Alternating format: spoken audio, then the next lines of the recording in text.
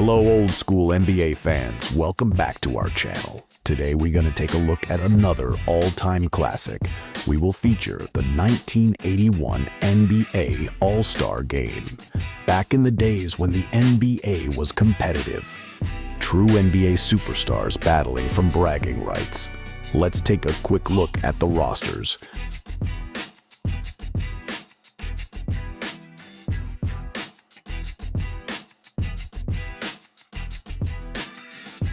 So let's sit back and enjoy this classic.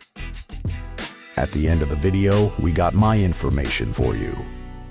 Welcome to the Richfield Coliseum in Richfield, Ohio, the site of the 1981 NBA All-Star Game. Hi, everybody. I'm Gary Bender. There's excitement here in the state of Ohio as we come to this 31st annual Classic as we have the East going against the West. The East won last year in overtime, and they lead this series 19-11 as Coach Billy Cunningham of the Philadelphia 76ers would like to win his third time in as many outings in this Classic.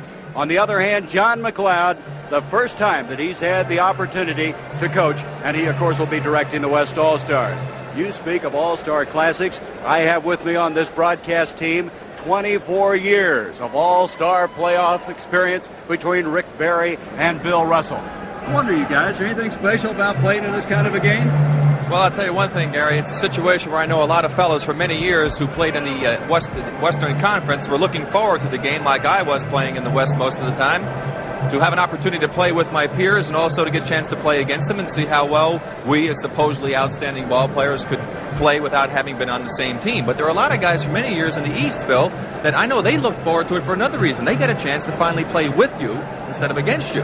Yeah, they got lucky. And of course, I think we'd be lying if we said that every player came into this ball game with a gung-ho attitude about all-star competition. I think that that's really the truth, don't you, Yes. Bill? But they get wrapped up in it. Yeah, well, there are three different approaches. Some guys come here, they get this is the first chance that they really get to showcase what they can do. And then some guys are going to be free agents at the end of the year. It doesn't hurt to be here. But what happens, no matter what reason they get here, how blasé they can be about the game, once that game gets to going pretty good, and especially if it's very competitive, the juices get to flowing. And I know that I used to be kind of blasé about it. It didn't make me a difference. And I looked up at about halfway through the game, and I'm playing so hard, and I said, I can't believe I'm doing this, you know.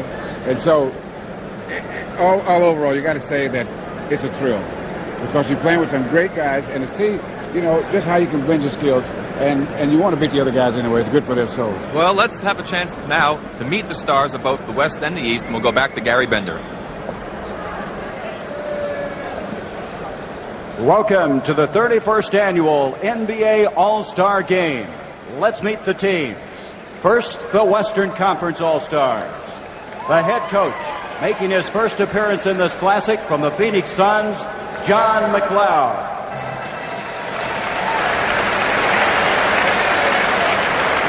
He is assisted by Suns coaches Al Bianchi and John Wetzel. The trainer for today's game from the Dallas Mavericks, Doug Atkinson. Now for the starters for the West.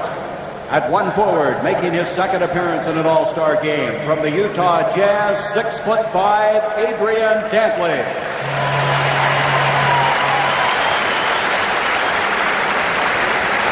At the other forward, making his first start in his fourth appearance in this Classic, from the Phoenix Suns, 6'6", Walter Davis.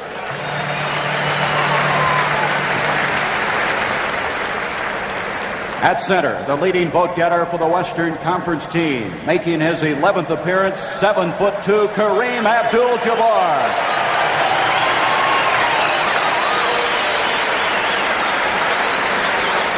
At one guard, last year's most valuable player from the San Antonio Spurs, 6'7", George Gervin.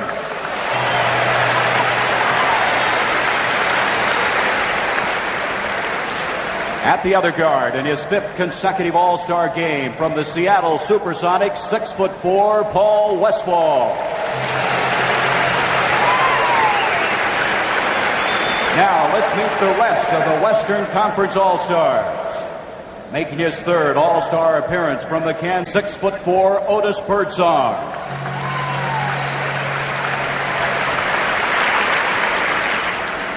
Also appearing in his third game from the Phoenix Suns, 6'4", Dennis Johnson.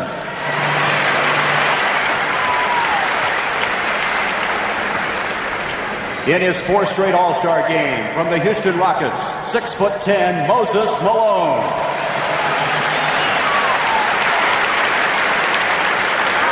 Making his second appearance in this classic from the Phoenix Suns, 6'7", Leonard Truck Robinson.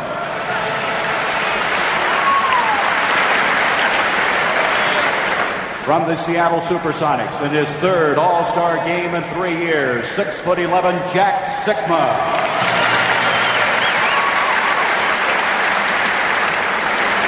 Representing the Los Angeles Lakers, his second time in the All-Star game, 6'6", Jamal Wilkes. Let's have a round of applause for the Western Conference All-Star.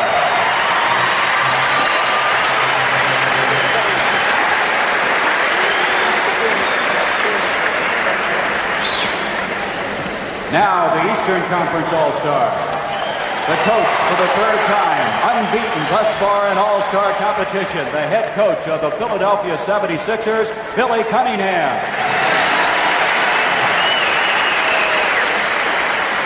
His assistants joining him from the 76ers, Jack McMahon and Chuck Daly. The trainer from the Cleveland Cavaliers, Paul Spicuzza.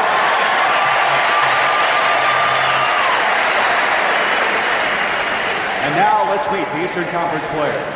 Starting at one forward, making his fifth straight appearance in an All-Star game, the top vote getter at this year's balloting, the Dr. Julius Erving.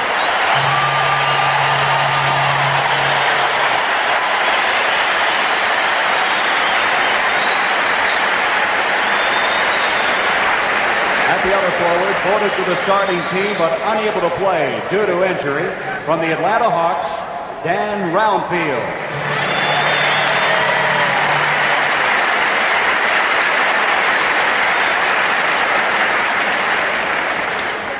Starting in his place, making his second straight appearance in this classic, from the Boston Celtics, 6'9", Larry Bird.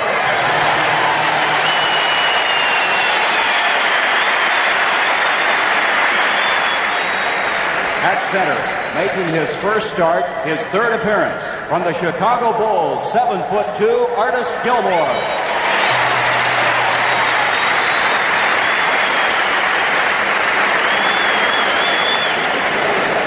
At one guard, a starter for the second straight year from the Atlanta Hawks, 6'2", Eddie Johnson.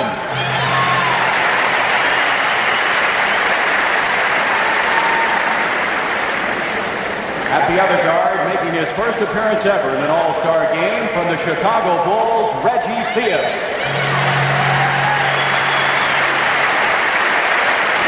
Now, let's meet the rest of the Eastern Conference team. In his second straight All-Star appearance, in his fifth overall from the Boston Celtics, 6'1", Nate Tiny Archibald.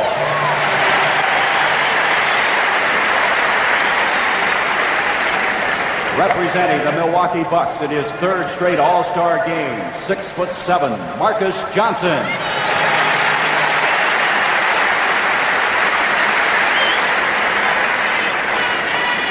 From the Philadelphia 76ers, in his third All-Star game, 6'9", Bobby Jones.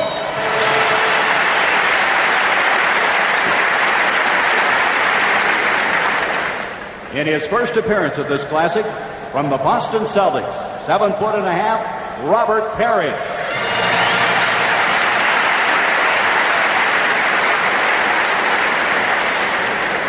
From the New York Knicks, in his second straight All-Star game, 6'5", Michael Ray Richardson. And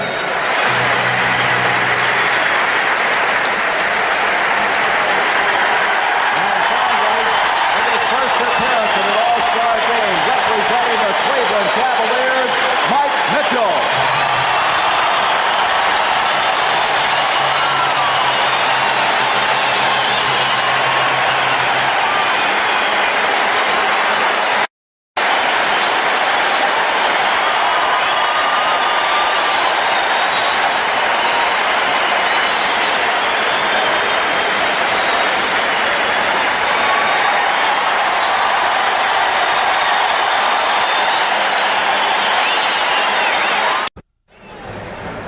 side, Kareem Abdul-Jabbar against Artis Gilmore as we start this game from the Richfield Coliseum. Glad to have you with us. This is Reggie Theus, his first All-Star appearance. He might be a little nervous in the early going. I think Russ jinxed him. He told me before the game, now's the time to show me, fella, and this is what he's showing him, kicking it out of bounds. Red Auerbach very high on Reggie Theus. Paul Westphal, he'll break it into Kareem. Kareem in his 11th appearance. Here's Westphal from outside, and Artis Gilmore brings it down. The Bulls really been rolling. They've won their last 6 in a row, and it's 500 now for the year. Eddie Johnson, his second straight start from the Atlanta Hawks with Westphal on him. He had 22 points last year. Here's the doctor from the corner. Rebound, cleared by Adrian Dantley. Here comes Walter Davis. Either team able to get it to go. You can see Larry Bird has an elastic bandage on his left thigh. He has been hurting a little bit. With those two centers they got in there, you notice that most of the guys are pulled up and take a jump shot. What are you trying to say? Well, with guys like Gilmore and Kareem, it's not all that good idea to start off going in there. Get some of that nervous excitement out of you anyway. Here's Davis out to Kareem. Gilmore's going to let him have it. Here comes the move for the sky hook, but Darrell Garrison has spotted the foul. Artis Gilmore picking it up. Well, in that situation, you don't want to let Kareem go to his right, and Artis gave him a little running start that way, and you have to shade his right hand. Make him go to his left and beat you to his weakness. Not that he's that weak going left, of course. You like that lateral movement, that big guy on the other big guy? He got there in a hurry, didn't he? Dantley, the leading scorer in the NBA this year with a 31.7 average. Can't get it to go. Johnson to third, a little behind him. Eddie should have taken that in that time. He had a clear opening. The man was anticipating the play down on the baseline. The doctor was on the right-hand side there, and he threw the ball out of bounds. He had an opportunity to take it right to the basket. The defensive man on that play had committed going to the man coming on the wing. I would imagine that's some of the timing they've got to get down, not playing with each other during the course of the regular season. Here's Kareem. He's going to try the jumper. And followed up beautifully by Dantley, but he can't get it to go. Johnson brings it down. Up to Julius. Julius, the MVP in this Classic in 1977. Artis at 7'2" against another guy the same size, and he shot it over him. The East with a 4-0 lead. They won in overtime last year. One of the best games ever played in this All-Star Classic. Paul Westphal. Westphal hits his second opportunity from outside. West on the board. I guess if you were to analyze these two teams, the West has the most size, the East the most speed. And here comes George Gervin. Gervin with 34 points last year. He's playing with the other team this time. He's always played before with the East, but of course San Antonio's switching over to the Western Conference, going from the Central Division to the Midwest Division. Larry Bird with Dantley on him. 4-4 our score. Gilmore reaching in on him was Westphal. Johnson out to Theus. Bird, look at the good ball movement. 7 seconds on the shot clock. Now with 5, 4, 3, and inside a block by Kareem. It will be the East basketball. That's why Bill was saying you don't like to take it into the big guy too often, because that'll happen quite frequently against fellas like that. Here's Theus, and that should give him some confidence. Leading scorer for Chicago, averaging over 19 points a game. But now, so far, all they've been doing is really just feeling their way out, and everybody's kind of penetrated. That's why they're not shooting so well. Although the defense is in the middle is pretty good. What happens in All-Star games, the defense is always just a little suspect, because most of these guys are scorers. But you got some good players, and as they get into it, they'll start relaxing and doing more of the things that they do so well. Gilmore picking up his second foul. Rick, weren't you telling me you picked up 6 in a hurry in one of these games? That's my first All-Star game that I ever played in. I was out of there in about 8 minutes' time, so at least I got to be in the record book. That is a record, I take it. Well, if it is for fouling out of an All-Star game, but it might be a record for the least number of minutes played. You know, speaking of records, the first All-Star game that I saw was in Boston Gardens when I was a rookie. And we had a rookie on the team, Tommy Heinsohn. And that was his first All-Star game as a rookie. He went 18 for 21. He got the ball 21 times. He shot it 18. He was going to make his mark in a hurry, huh? He only made about 4 or 5 of them, though, Bill said. The doctor at the other end as the West leads at 9-6. A foul coming up. They'll be taking it out of bounds. Davis picking up the personal foul. Davis actually this year has been playing guard for the Phoenix Suns, but when the ballots came out in August, he was listed as a forward. As an end result, he made the All-Star team at that position. Here's Eddie Johnson. Rebound, Dantley. Dantley at 6'5". What a year he's having for Utah. Bird trying to go for the steal. Davis, beautiful pass to Gervin. Look at the spin on the ball. That was beautiful body control. George, one of the smoothest players in the league, has tremendous control of his body, and he puts the ball up there with very, very good soft touch. There's a guy that went the other way. He started at forward and moved out to guard, and what a transition he has made. The leading scorer the last 3 years in the NBA. Theus. Oh, what a pass! Irving was so surprised he couldn't put it away. Gilmore to follow, and he's been fouled. But what a pass. Hey, Reggie showed me something to that one, Bill. You said to show you, pal. Let's take a look at this one. This is some pass by Reggie Theus. Here he goes. He sees the man. Look at this behind him back pass. Threads the needle, and the doctor, with those big hands, I can't believe he lost the basketball. Didn't get the dunk. Surprise, surprise. That was an outstanding. You don't see a pass like that very often. No, you don't. And That right was on the money, too. Beautiful pass. It's amazing that they could do it not being teammates. Well, what happens, you have outstanding talent out here on the floor, Gary. You just play good, sound, basic basketball. As Bill pointed out, the one thing these players have a tendency to do in all-star games initially is to overpass the basketball at times. So trying not to be the guy to come out and cast it up. But when that game gets close and you get down to the wire, the guys are going to revert back to what they do best and what they did during the first part of the season. During an all-star game, one of the best things to do at the start of the game is when you're cutting toward the basket, never pull up. Because then the guy can just always pass, give you a lead pass. And if you don't pull up, even if you go all the way through, you'll take a defensive man with you and open it up. So a guy, if he doesn't pass it, then he's got an opening to go for the shot himself. How many plays they put in for a game like this? One. Well, what is that? Pass the ball around and shoot. It's kind of glum, isn't it? You know, it's kind of what they do is because the defense is not set up that well, it wouldn't make sense to put in a lot of plays. Besides, it takes a good team to put it a while to put in a good play. Eddie Johnson makes it 11-9 to West. Paul Westphal, there he moves inside. Boy, he is good at that. He can use either hand just as effectively. Probably one of the best in the league using his right and left hand on the drive. 13-9. Got away, but it will be West basketball. Let's take a look at Westfall's last move coming down the middle. Here you see he's able to go to his left. He loses Eddie Johnson a little bit. Takes it right into the basket. Artis, for some reason, backs off, Bill. And when he backed off, he gave Paul a chance to make it. Or at least intimidate him somewhat. He thought he was going to pass it. And he's already picked up 2 quick fouls. Here's Davis. Saves it out to Westfall. Look at Irving jump outside. Here's Dantley inside. Major league move.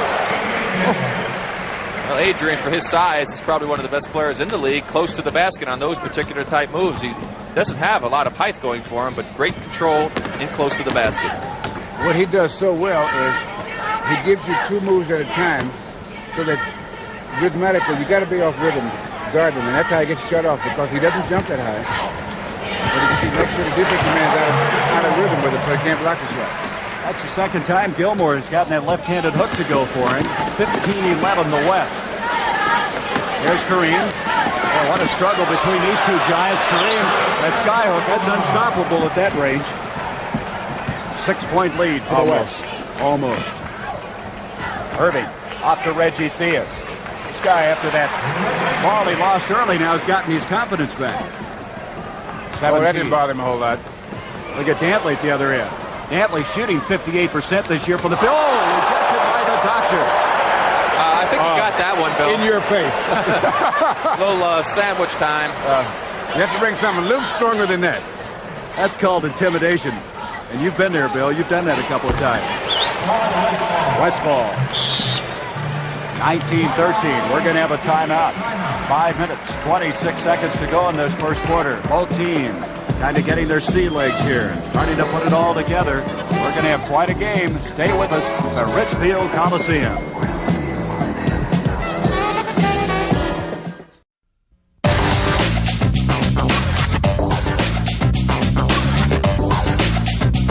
Welcome back to the NBA's greatest game.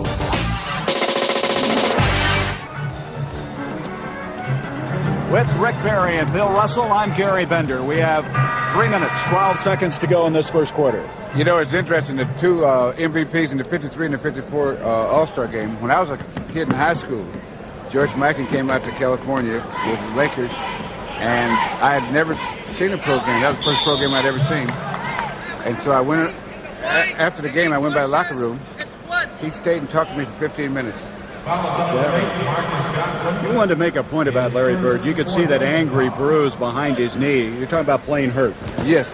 You know, there's a difference between playing with pain and being injured. You see. Now, he's playing with pain because that's why he's got it wrapped like that.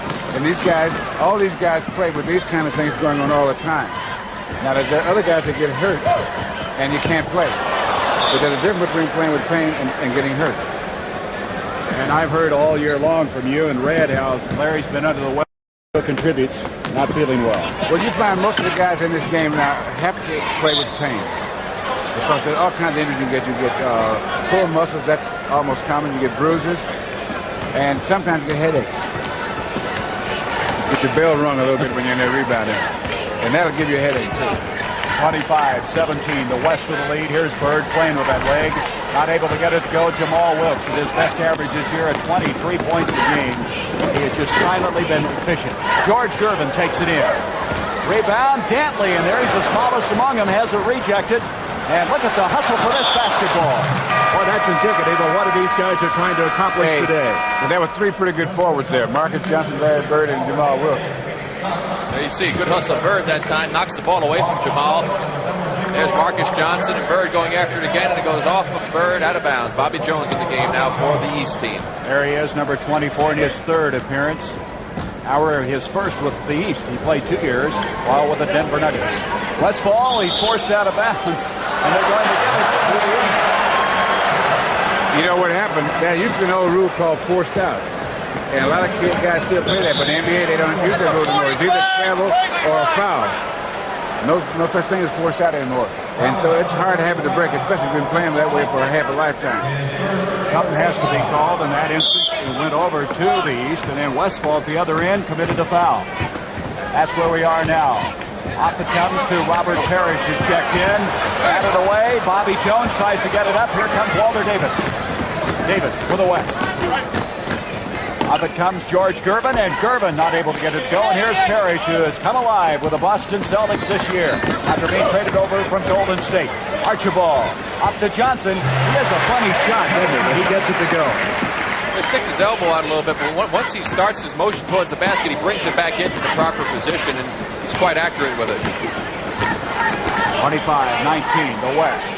Jamal Wilkes trying to feed his teammate Kareem. Instead, puts it up. Parrish and Jamar go up. Rebound Westfall, and he is good at that, isn't he? He's what they call a good garbage man inside. Well, he'll hang around. He's got pretty good jumping ability and pretty good size. And that play was made by Kareem, though, who tapped the ball and kept it alive from way out on the long rebound. 10 points now for Paul Westfall. 27-19 for the West. Eddie Johnson, baseline to Parrish. He faked Kareem up, and he's able to pick up the foul. You know, Kareem teaches a lot of children how to fake. You know what happens? If you're a guy that big, almost through your whole lifetime of playing, you're not used to having to fake because you can jump over guys. And then all of a sudden, you get out here with these guys, you're looking up. It's a different game, right? Oh, yeah. Then you learn how to fake and how to say, well, I better take this one out or I'll learn to pass. There's the guy we were talking about, Bill. He's put on the Celtic green and white, and he's a new man. He really has come into his own. You saw Michael Ray Richardson was the other player that came into the ball game, number 24 of the East, and he's having a fine year and one of the outstanding lead point guards in basketball today. Richardson leading the league in steals as he did a year ago. Well, a guy like Robert Parrish, that system that they use in Boston is so versatile. They can bring out the very best in him. And he has to do different things than he did at Golden State. And it actually helped him, although he had a tremendous amount of talent all the time. He was an excellent player. But the team he's with now, they showcase him just a little bit better. But he played very well at Golden State. Marcus Johnson from the Milwaukee Bucks with the rebound. Off to Bobby Jones. They're trying to get their running game going. They're trying to cut it to 4, and Parrish does. All of a sudden now, the East has started to make a move. 27-23 with 27 seconds to go in this first quarter. That's what the East feels they have to do. Billy Cunningham says we've got to use our speed. Moses Malone out to Davis. Follow inside. Excellent effort by Malone, who always works hard, and there's a good example of it. Rebound. Out to Michael Ray. Richardson kicked by Westfall. One of the reasons they're going to call the foul. No, new 24 second. They call the kick. And one of the reasons the West is ahead, they've managed to get 9 baskets inside that 12-foot area we've talked about in our telecast. And as a result, they've gotten inside the defense and they're scoring easier baskets. There's a three-point possibility as we end this first quarter of play. So the West, who got off very effectively early in this game, find themselves now with their lead cut to 4 points.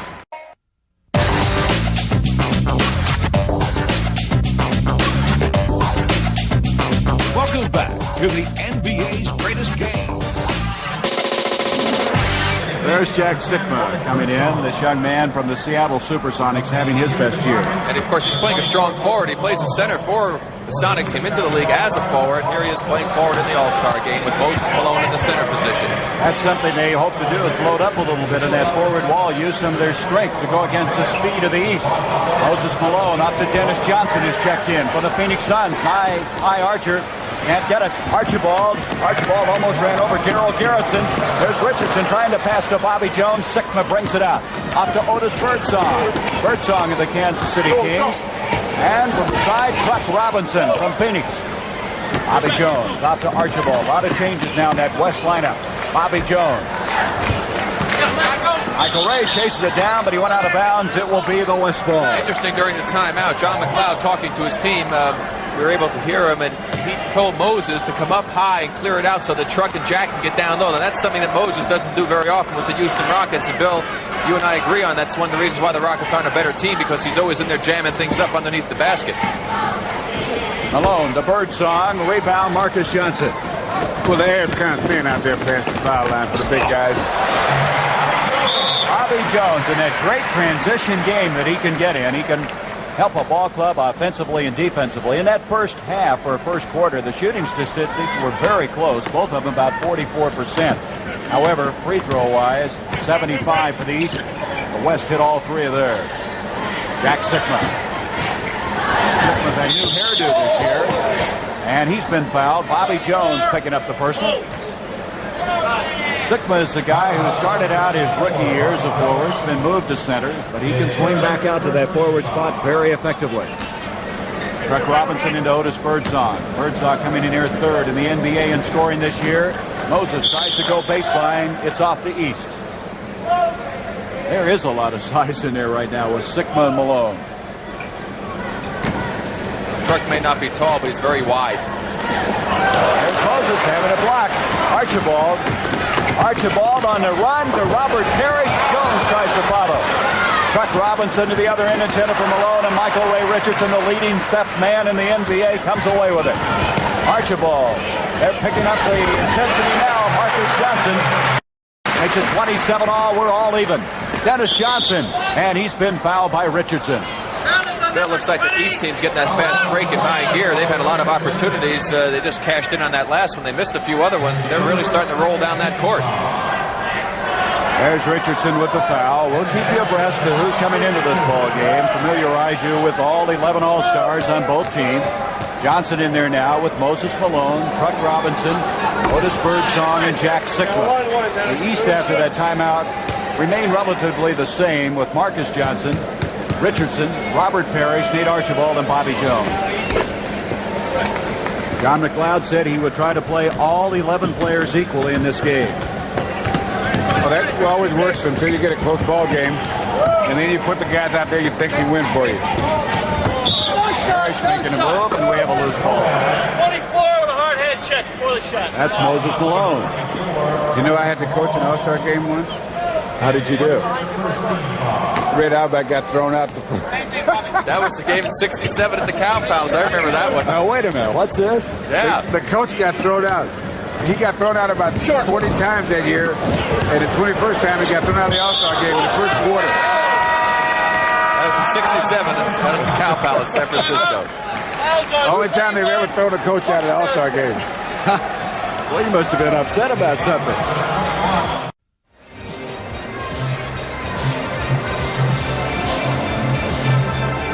Well, the chicken is making his presence felt here. I think he may have been questioning the eyesight of Daryl Garrison. Is that an accurate statement? Be sure and stay tuned now for the Pepsi Hot Shot competition. That'll be at halftime. I'm going to leave that one alone, Gary, this time. About as I say. The old-timers will be competing at half. Bill Sharman, the defending champion from last year, and he's got some people coming after him. The Big O and Dave Bing. Marcus Johnson makes it 28 all at 9:52 to go in this first half of play. Halftime will be introducing you to the all-time NBA team. Lots happening at halftime. Dennis Johnson off to Otis Birdsong. Birdsong has been slowed this year with a knee. Truck Robinson picked up by Marcus Johnson. Backdoor, Moses Malone, and he took that one in. Said, block this one, will you? You get Moses that close to the basket, he's virtually unstoppable. He's got tremendous quickness down close to the basket. That's one of the reasons he's such a great offensive rebounder. Very difficult to box him off. He's leading the NBA in rebounds this year. Bobby Jones, left-handed shot, and that basket's going to count. Well, we talked about Westfall. You good use of the left hand in close to the basket as a guard. As a forward, Bobby Jones, perhaps one of the best.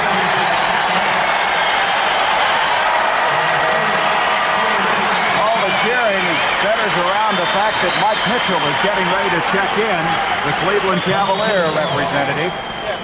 And they are excited here in Cleveland about that. Bobby Jones makes it 32-30. The East now with the lead. And the fans in Cleveland need something to be excited about. They've had a rather dismal year. Dennis Johnson can't get it. Otis Birdsong tries to follow, and Archibald has committed the foul. And here comes Mitchell. I'm very impressed by this young man when I first saw him come into the league. He is an outstanding talent, no question about it. The people are giving him a very deserved round of applause. Crowd of better than 20,000 here, a sellout at the Coliseum. As Otis Birdsong cuts the lead to 1. A lot of changes have happened in the leagues right before the All-Star break. Some of the teams that were leading were faltering a bit. The teams like San Antonio losing 3 of their last 4, and Phoenix lost 3 in a row, and the Lakers have moved up. So a lot of interesting things happening in the NBA standings. Chicago Bulls now at 500. That Pacific Division, a lot to be decided out there. The return of Magic Johnson. Maybe by the 1st of March. Jamal Wilkes will come in. Substitution. As coming out will be Jack Sikma. There's Wilkes. No one will forget that 6th game of the championship series. He scored 37 points against Philadelphia. Here's Robert Parrish. Malone on him, and it's jammed inside, and Paul Maharnik has spotted a foul. It's going to go on Moses Malone. Get that ball inside. You better protect yourself. That is the 3rd team foul. Here's Archibald inside. And he gets away with it. Dennis Johnson, one of the best defensive guards in the league, got nailed to the floor on that one and just froze him, right? Took it all the way in. Dennis went for the steal. And that's one thing he does well, but at times a little too smooth. Some people take the ball from him very often. That's sometimes a tough shot, isn't it, when you're open like that?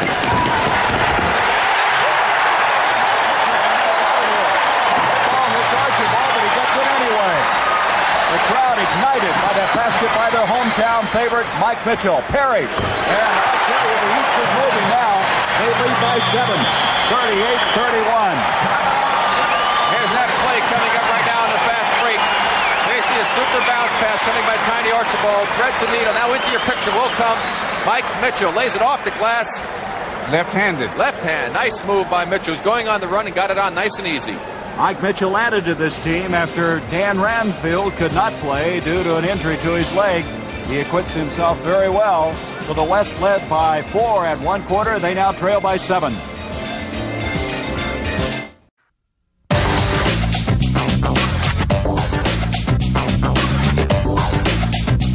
Welcome back to the NBA's greatest game.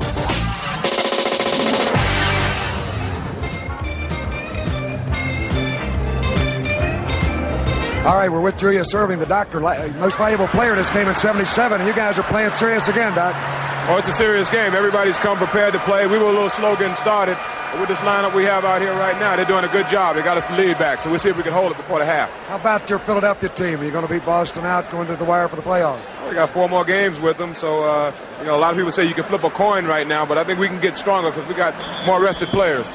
Okay, Doc, good luck. All right. Back to you, Gary. There's the stats on the first quarter of play, and the big stat is the fact that 9 unanswered points to jump to the 7-point lead, 38-31, after trailing by 4 after 12 minutes. Otis Birdsong, let's see, checking the lineups. The West has remained the same, and the East likewise. Here's Jamal Wilkes. Boy, he has a beautiful soft touch. That's only the second basket that the West team has scored so far in this quarter. They've only got 5 points so far with 7.5 minutes to go. 38-33. Here's Mitchell. Mitchell up to Tiny Archibald. Archibald has played in 5 of these classics. The last 2 of the Boston Celtics. Inside, Perry. What happened in that one is Moses Malone jumped out on the switch, took the man. Dennis Johnson went with him and left Parrish wide open on that play. 8 points for Robert Parrish, who Bill Fitch, his coach, said had to learn to push himself, and he has, and here's a steal. Richardson. You know, Bill Russell, Michael Ray Richardson says one reason he makes so many steals, he studies the opponent, except he used to do an awful lot of it. But if you pick up an opponent's move, most good players do the same things. That's what makes them so well, is consistency. And so you can pick up a rhythm on what they do, and you can't anticipate. You can see a guy cutting in, you can pretty much guess what kind of pass he'll make. Now, if you can do that 2 or 3 times a game, you can change a ball game that might have been a 1-point loss into a 1-point win. Well, if you can average over 3 steals, you'll lead the league, won't you? That's right. I'll be pretty close to it. Here's Jamal Wilkes again, and this one goes in. Wilkes with a hot hand makes it 42-35. 6:40 to go until halftime. Mike Mitchell. Oh, the crowd reacting to everything he does. Wilkes out to Otis Birdsong. Birdsong kicks it off to Truck. And Robinson, who for a big man has remarkable touch, hits from outside his first 2 points. 6:21 to go in this second quarter. Both these teams now starting to shoot the ball much more effectively. Archibald off to Michael Ray. Sugar Bear brings it into Parrish. Alone trying to push him out. Way short. Wilkes brings it down. Jamal Wilkes. Johnson trying to stop him. Off to Otis Birdsong, and Birdsong can't get it to go. He's been averaging almost 27 points a game this year for the Kings. Dennis Johnson holds up Archibald. Parrish to try again, and a foul. That was on number 21. That foul is going to go against the Truck. One thing that makes him so effective, Robert Parrish, that is, you look at Chuck Robinson there, is for a man his size, Bill, he turns and squares and faces the basket. That really puts the pressure on the defensive man having to guard him. And then he puts the ball over his head, so you got to get almost on top of him to block it. But he can give him a problem with it, unless you want to punch him in or something like that. Well, I don't want to do that. Of course, he could shoot the jumper, and the thing about it is he really has the ability to put it on the floor, so it gives him great versatility and makes it very, very difficult to defend. 10 points for Parrish, who, by the way, is shooting 56% from the field this year. That's 8th best in the NBA. So he's had good shot selection this year for the Celtics. Dennis Johnson. Dennis Johnson had a good all-star game last year. Came on very strong late in the game. Had 19 points in 20 minutes. Archibald up to Richardson, back to Tiny. There's Johnson. Finally got one. And he got his hand in the one before that also. He turned it into a basket, so he wasn't about to let Tiny get the best of him that time. Well, Dennis Johnson's been the top vote getter in the NBA all-defensive team the last 2 years, and there's the reason. You just saw it. He really works out there. There he is, pressuring Archibald again. 44-41, the East of the league. Archibald tries to shake Johnson off, and a foul is spotted by Darryl Garrettson. Well, beyond Dennis Johnson is Jack Sikva now checking in. There he is. You know, I played with a guy, Casey Jones, that played defense like that. And you have no idea how much that helps the front line to have a guard out there that's harassing either their best shooter or their ball handler, because it makes it easier to play defense, because they don't give the guards a chance to make that perfect pass. And so if you got a guy that's a good shooter and he has to struggle to get the ball, you know, and then he gets it out of step or behind him or in front of him because the guard's putting pressure on him to make that pass, that really helps. You don't want to let those guys get comfortable out there. Right. And if you got a guard that can put pressure on their front line, that makes it so much easier to play defense under the basket and on the baseline. The Dr. Julius Irving is in, and Jack Sickler with that very, very unusual. Has his first 2 points of the afternoon, 45-43. Almost unblockable, the Sickler shot, unless you're right up on him. Parrish takes Moses in. What a move! And he's battling with Sickler. Malone comes away with it. Parrish looked like a pretzel that time when he went up in the air. Jamal Wilkes up to Otis Birdsong. Birdsong brings it out to Sickler. Dennis Johnson shakes loose, and Johnson hits 2 in a row. Johnson with 5 points, and it's all even, 45 all. 4:12 to go till halftime. Boy, this is shaping up to be a dandy. Here's Archibald. Jamal Wilkes with a good position underneath the boards. Off it comes to Johnson, Jack Sickler. Now the West starting to run a little bit. Broken up this time on the Doctor. Now watch this. And a foul. Almost got the shot to go. They tried to take the foul so the Doc couldn't go in and get a dunk, and he almost made it with the circus shot. Let's take a look at it right here. Well, here we're going to see the play. Dennis Johnson gets the ball to Jack. Jack could have hit him right back with it on a bounce pass. He didn't get it, and there's knocked away by Mitchell. Now here comes the Doctor on the move. Now watch the foul. Jamal's going to grab him so he doesn't get a chance. There he goes, underhand, little roll with the right hand. Almost goes for the Doctor. Great play. East, West, 45 all.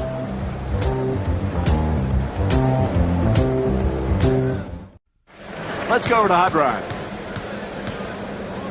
It's the world champion Los Angeles Lakers, and you're missing a little bit of magic. And when's it going to be back? Well, we hope within 3 weeks now, Rod. He's been shooting with us in our game workouts. He hasn't competed with any defense yet. We're going to start that in the next week or 10 days. So hopefully by the mid or end of February, we'll have the Magic Man back with our club. All right, that's Magic Johnson. Back to you, Gary. Paul Westhead, the coach of the Los Angeles Lakers with Hot Rod. Here is Dennis Johnson off to Jamal Wilkes. Irving is on him. 3:43 to go in this first half. Look at Jamal try to shake loose. Off to Johnson. Dennis Johnson now has hit 3 in a row. 7 points for the Phoenix Suns guard. One of the reasons this East team has gotten themselves back into this game when they were trailing in the first quarter is they've established that inside game, something they weren't doing well as a result of their breaks and getting those inside opportunities. 7 baskets to 2 so far in this quarter for the West. For the East, that is. Reggie Theus threw it away. We've just been told the attendance today is 20,239. That's the largest all-star attendance in a conventional basketball facility. They have come here. They love this game here in Cleveland. And the weather was not all that good outside the arena, but we are sold out in the Richfield Coliseum. Malone can't get it, but Sickler can. Jack Sickler with 4. They kept Moses outside of his normal area. That's not where he's going to hurt you that much from, but Jack was in the right place for the offensive board and the basket. 49-47 the West. Inside, 3 minutes. Irving, rebound Johnson. Johnson's doing it all right now. Playing defense, rebounding, and shooting a basketball. Jamal Wilkes. Birdsong tries to follow. Here we go. 3-on-1. Sigma back. Theus takes it in. He got away with it. A little contact there. That's one of those plays you talk about a lot. It could have been a foul, either a charge or a block. 6 points for Reggie Theus in his first appearance. Very well. A foul on Richardson reaching in. Let's go back on that drive by Reggie Theus. Well, let's take a look when we watch the position of Jack Sickma, see if his feet are planted on this move or not. Here goes Reggie. He's committed now. Jack moves. There's the contact. Should have been a block on Jack Sickma, but they elected to call nothing. Well, just a little hit. Yeah, they let a lot of those little ones go, unfortunately. When you're a player, it gets very frustrating. Those little ones you feel the next day, right? Moses Malone will check out. Here comes Truck Robinson in. Truck, his first time in the All-Star game as a Phoenix Sun. Dennis Johnson, you see his average. He's the man that came over to Phoenix in exchange for Paul Westphal, and both of them in this All-Star Classic. 51-49. You can probably hear in the background, don't foul, don't foul. Coach John McLeod indicating that. Hoppa comes into Artis Gilmore. Theus. Look at the pass line, this guy, to Gilmore. There's John McLeod, his first time as the All-Star coach, his 8th year at the Phoenix Suns held.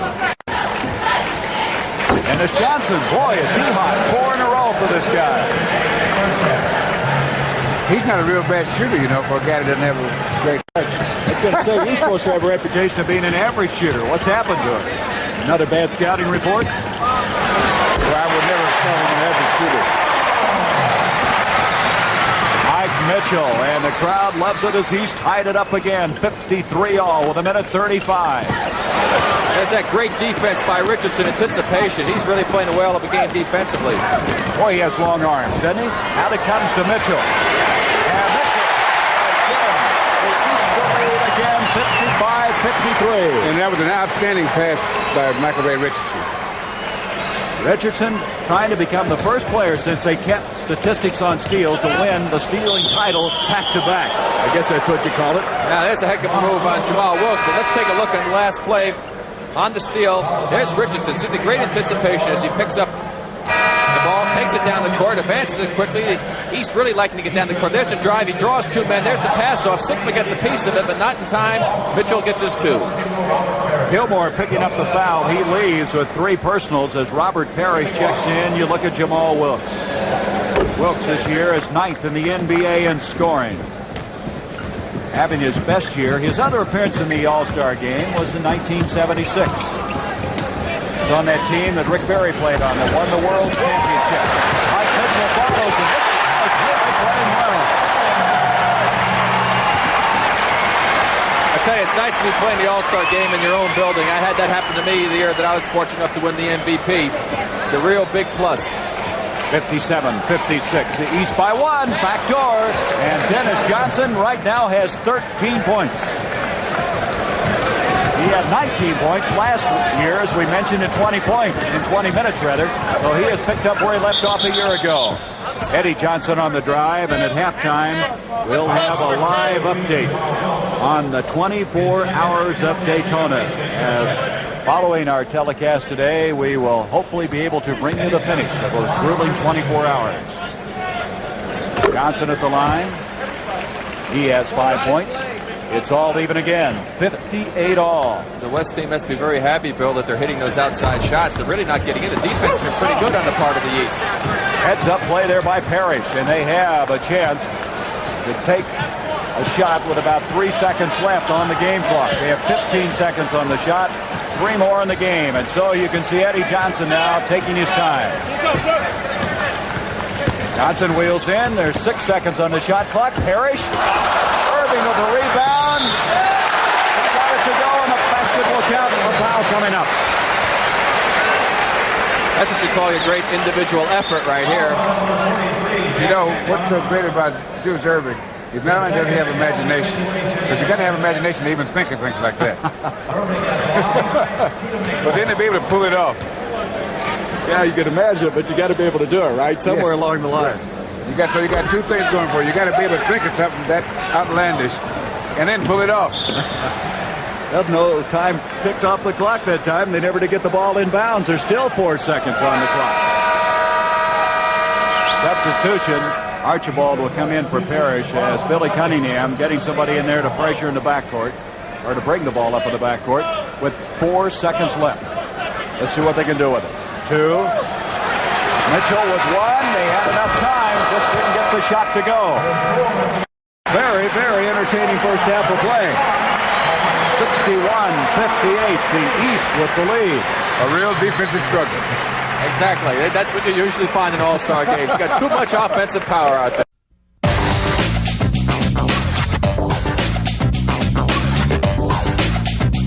Welcome back to the NBA's greatest game. Look at the stats, Bill. The West shooting-wise, 62% from the field. Assists, 15. Now, that's really an interesting statistic, isn't it? 15-3. Especially since, well, that's the East there ahead.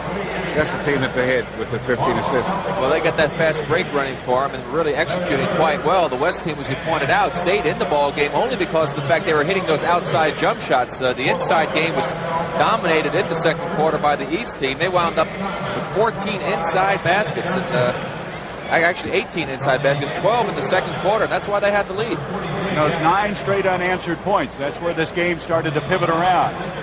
It was a 4-point lead for the West after 1 quarter, and now a 61-58 advantage at halftime for the East.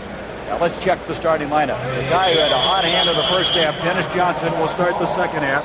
So does Birdsong going into the dressing room. Trying to get an update on that. I think it's the lower back. That's what it looks like. He's been having a little trouble already. As far as the East is concerned, they're opening with the same 5 that started the ball game. But the West, a couple of changes. Sigma's in there, Wilkes is in there, Truck Robinson, Dennis Johnson. A drive by Eddie Johnson and a foul coming up. Well, you go with your hot hand. In that first half, Dennis Johnson get 5 of 7 from the field. Larry Bird inbounds it. Johnson with Westfall on him. Into the doctor, he makes a move, but Jamal Wilkes has committed a foul, and that basket will count. Well, I know they called the continuation, I guess, on that one. It gave him the basket on this move. Jamal was quite upset by it. Here's the pass inside to the dock. Here's the push-off.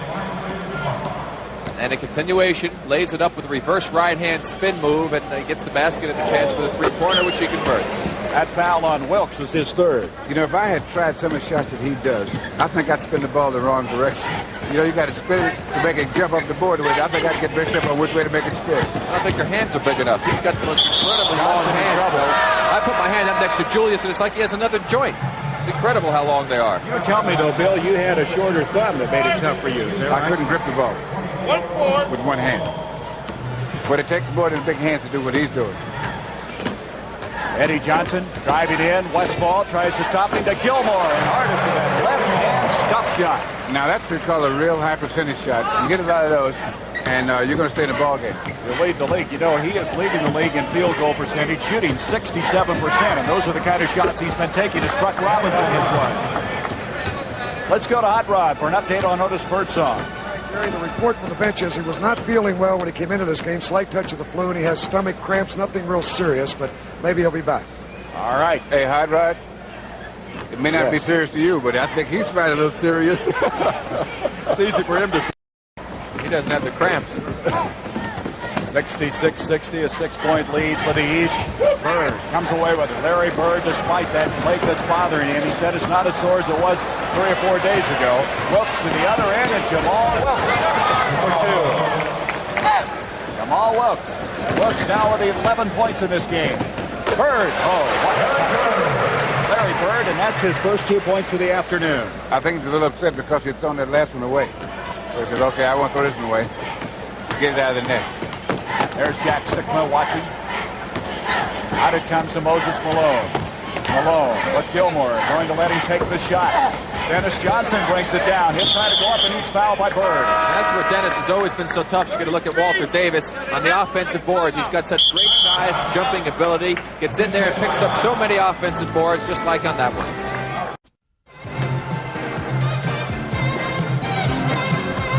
Don't forget, immediately following this, we'll be going to the finish of the 24 Hours of Daytona. John McLeod looking on. That Adrian Smith thing, did you see that a while ago, the score in that game, 137-94? That wasn't very close, was it? Well, that's why I found out in 8 minutes in that game, so I didn't have to sit through the humiliation of it. In 1966. Well, that's how I was telling Rick, that's how the East got ahead. They just got him out of there, right? Who are the officials in that game? A couple guys from the East. Dennis Johnson with 14 points. I remember in that game he called an offensive foul, said that I pushed Chamberlain out of the way in the drive. I said, hey, I could use all my strength with 2 arms and I couldn't push him out of the way. 68-64. You know, the next time that we have a look at the MVP, we'll see a familiar face on the screen. 1967 MVP was Mr. Barry. Here's Reggie Theus. I'll watch this here. Kareem Abdul-Jabbar watching as Theus now with 8 points. 70-64, the East of the lead. 9.5 minutes to go. Gilmore goes down, as does Malone. No damage, I guess. Well, you can't hurt those big guys. You know, they push and shove. I hate to be underneath all that. Jamal Wilkes on the drive and a foul, and another body hits the deck. I heard a Skillmore about Kill Julius going for the block on that play, but you said there's no contact in the middle. You wonder why those 2 big guys fell down to the ground. No, there's Moses. Give it up to Jamal. He makes the drive. Now here comes Hardis over to go make the block. Now watch out. The guy that gets the worst is Julius. Look at this. Take that, Julius. Guess who had the foul, too? Julius. Here's Truck Robinson. Batted away. Quick hands by the doctor. After Reggie Theus. Oh, wrong side. Had the right idea, but Wilkes comes away with it. Dennis Johnson broken up by Theus. And here's Eddie Johnson. Eddie Johnson. Boy, that's a power move. I'll tell you one thing. The selection of the passes on that particular exchange was not exactly the best. No, Eddie Johnson's so fast that you can't set up to play defense on him. You're just trying to keep up.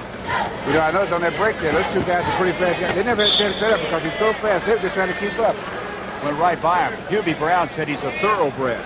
The way he can run out there. I think that shows what you were just saying. They got it into Wilkes, but can he get it by Gilmore? He cannot. Wilkes again. Look at that shot. Tipped up by Malone. Here's what Malone does. He'll just battle you to death in here, won't he? I'll tell you one thing. He was intimidated, Jamal. He just threw it up and said, boy, go over this guy, will you please? That's what big guys do for the little forwards to come in here. They got to have been in there in the first place. Hey, listen, one thing I tell you, when I had to play against this guy, Gary, I used to say, hey, I'm going to take it into him every time because I figure if he blocked the first two, the percentages definitely swung in my favor because he was good, but he didn't block everything. Gilmore leaves. He has 4 fouls. We just replaces him. We just wanted those little guys to think a little bit before they came in there, just to give you the proper amount of respect. Hey, is that the Rick Barry we all know? Doesn't look very happy there. I got 2 black eyes, right? Too much shoot a free throw, you know, something free, something for nothing. 72-65. There's Johnson. Westfall tries to stop him, and a foul coming away. Paul Mahoney putting it inside. Westfall and Bird will now impact the ball. Westfall with 3 personal fouls. Here's Bird. Bird, that's a great shot for him, but he can't get it to go. He loves that area. Malone brings it down again, and Malone is averaging over 14 rebounds a game. It's just awesome on the offensive boards. And there is Westfall at the other end. 72-67. Westfall with 12 points. Good balanced scoring by this West team. 15 by Johnson, 12 by Westfall, 11 by Wilkes. Bird, Puck Robinson picking up the foul. There's Tiny Archibald. You know, you were just talking about 14 rebounds that most Malone's averaging. I was looking at NBA guys a couple of days ago. You know that one year Oscar Robertson averaged 11 assists, 12 rebounds, and 30 points. That's by himself. And you know, Bill, you used to lead the league by averaging over 20. You don't see that nowadays. Westfall a super pass that time, and the West got a nice break that time. Bill, let me develop that a little more. I know I saw years where they'd average 25 rebounds a game. Why had they dropped off? Well, 2 things there. First of all, there's more playing defense. And so when you're playing zone, you don't get a chance to be in motion enough to get good rebound position. And plus, the shooting percentage goes up. And so you got guys, you got whole teams now shooting over 50%. And in those days, you'd have the leading shooter in the league would shoot 45% to 44%. And now you got a whole team shooting 50%. Kuzi, you're telling me, never did average over 40%. Here's Irving, and right now these 2 teams are really heating up. There is one of the doctor's sons. That's Little J. Out here. That's Little J. I want to tell you, they look like they're going to be players. I was watching them out here work out yesterday. Here's Truck, left-handed, no doubt. It's kind of a page off of some other players' book there. Well, the real good players should be able to shoot with either hand, especially not necessarily long jump shots, but around the basket, you should be able to shoot equally well with either hand. And that just comes from practice. Theus hanged around. Parrish comes up. Parrish, Theus both battling. Robert Parrish to try again, and Bird almost had offensive interference. He should have. Here's Dennis Johnson. Westfall wide open. Rebound Parrish. How quickly he got down to the other end on that play. Eddie Johnson. Pass broken up. Look at the hustle by Paul Westfall, and this game has really picked up. Both these teams going after the ball. Some excellent shooting in this third quarter of play. There's a good play. Pass out by Parrish. Fast break opportunity. Eddie Johnson taking it down the floor, making the pass over to Theus. Theus tries to make the bounce pass in the layup, but there's Westfall with great hustle to knock it away. A 3-point lead for the East.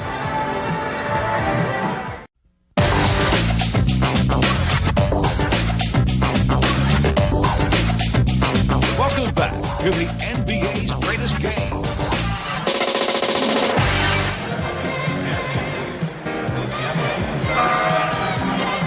Well, the chicken having a good time. He was out there dancing with the girls a while ago. Everyone enjoying this game. 6:11 to go in the third quarter. 3-point lead for the East. Robert Parrish. Rebound by Kareem was checked in. Also coming in is George Gervin, Walter Davis, Adrian Dantley, and Jack Sikma. All of those coming in for John McLeod's West team.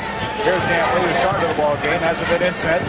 Sikma fakes Bird up, off to Dantley, and that was an extra play goaltending against Perry. That was excellent team play, and that's a good example of what good basketball players will do. They're not familiar with one another, but they just did basic things. Good pump fake, drive in, man picks you up, drop it to the open man. Nice basketball. 4 points for Dantley. Larry Bird gets it inside. Back out to Bird over Jack Sikma. Sikma might have hurt that shot a little bit. He got up high on it as Gervin comes down to the rebound. You see now that Davis is playing a guard. He came in as the forward on the All-Star team. Now they have him out at a guard with George Gervin as Dantley can't get it. Got out by Bird. Archibald Parrish. Parrish hustling down. Robert, in his philosophy, playing against Kareem, even when they have the regular season competition, says that he feels he can beat Kareem down the floor and get opportunities. That's a great example of it right there. It's kind of a Boston Celtic tradition, isn't it? Especially when we got those big guys, you better do something. There's Dantley, and now Dantley's picked up 2 field goals in a hurry. Well, what happened there, the defense man went to double-team Kareem, a little guard. That was silly. He held it up over his head. He was out of the play. His man cut to the basket, got the pass for the layup. It's a 1-point game. The East with that 1-point lead. Tiny with Walter Davis on him. He gets off a remarkable pass to Eddie Johnson. But credit Eddie Johnson on that play. Great penetration by Tiny, but if Eddie wasn't smart enough to get himself to that open area, Tiny would have had no one to pass it to. 9 points for Johnson. With Johnson and Archibald, they really have some speed at that guard spot now. Gervin out to Sikma. Johnson giving chase. Walter Davis with Marcus Johnson up in his face. Gervin tries to follow Kareem. Dantley, look at that. Parrish with a blocked shot. Up it comes to Eddie Johnson. That's because Robert Parrish kept that ball in play when he made the block. He didn't swat it out of bounds. Bill, take a look at this block. Well, we got the end of the play. We missed the block. Here's the layup by Johnson. The other end on the live action. Kareem is fouled as he goes inside. Dantley took one of the longest strides I think I've ever seen trying to go in a moment ago. I have to point out one thing about the All-Star game. Getting the MVP was certainly a big thrill and an honor for me in that game, but I felt one of my teammates in the game and during the season, Nate Thurman, was really the instrumentation behind our being successful, because we played a front line of Wilt Chamberlain, Bill Russell, and Jerry Lucas at the start of that ball game, which is pretty formidable. And he just did an unbelievable job. And yet, because I had a good, outstanding offensive performance, I got the MVP. I've always felt, Bill, that you could have 2 awards. An MVP, like a guy in that game could have been Nate Thurman, and an MOP, or most outstanding player. Remember this guy, Bill Russell? I'll never forget him. My body will never forget either. I think I still have some bruises from him. You're really only 30 years old. You can't tell that. For that basket, Bobby Jones has 7 points, 84-79. Green got it down too low. Parrish, look at that pass. Off to Archibald. Sikma back. Trailer to Marcus Johnson. Sikma brings it away. Marcus Johnson fouled. Boy, we're seeing some passing in this game. They're starting to feel pretty good. We'll watch the play again. Robert Parrish, good outlet pass, gets it out to Tiny. Tiny on the break, takes it into Jack, right behind the back pass. There you see Jack moving a little bit, moving under Marcus, picking up the foul. Jack didn't like it, but he did move his foot to get in position. A penalty and 3 to make 2 for Marcus Johnson. Johnson coming into this game averaging over 21 points a game. That's 12th best in the NBA. He was a starter the last 2 years in this All-Star Classic. 3rd straight appearance. 79. Walter Davis. Parrish is there, and wait a minute. We're going to have goaltending, I believe. That's exactly what it is. Well, part of the ball was still within that imaginary cylinder. We'll take a look at it here. The ball must be clear of that cylinder. Now, let's see right now if that ball does bounce off and get out of the cylinder, running up from the basket. Now, here it comes off. Well, this angle is going to be tough to see whether or not that... Yeah, that ball was still over the rim. Good call. What was interesting on that play is how Bill Russell got that big smile on his face. I think you've had a couple of those called against you. Kareem into the Iceman. Intended for Dantley. Look at the quick hands of Archibald. The scramble and a jump ball. Quick hands and long arms. Which is better? In this case, it was an even match. As they'll jump it up. There's Tiny. The comeback player of the year last year. Boy, he had quick hands, didn't he? Well, left-handers tend to do that, you know. That's right, you're both left-handed. They call these guys sneaky quick. Eddie Johnson, Davis commits a foul. The basket will count. Eddie Johnson, who had 22 points last year, doing very, very well in this game. Well, there's the play. George Gervin controlled the tip, but Dantley wasn't able to handle it. Nice save there. There's the drive by Johnson right there. Walter fouls him. He maintains body control, lays it up with the right hand. Super play by Eddie Johnson. The East moves out to a 7-point lead.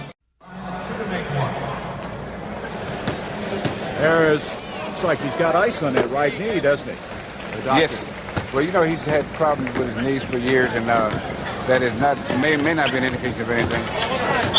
Eddie Johnson, that three-point play, has 14 points. It's 89-81, the East. Having had to suffer through some bad knee myself, normally during the game I would keep it hot and only put the ice on after the game. I'm really surprised that's the type of therapy he's using. Using the ice instead of the heat. Braces, didn't he, for quite a while, and then he discarded them last year. And, of course, hasn't played with them this year. George Gervin at the line.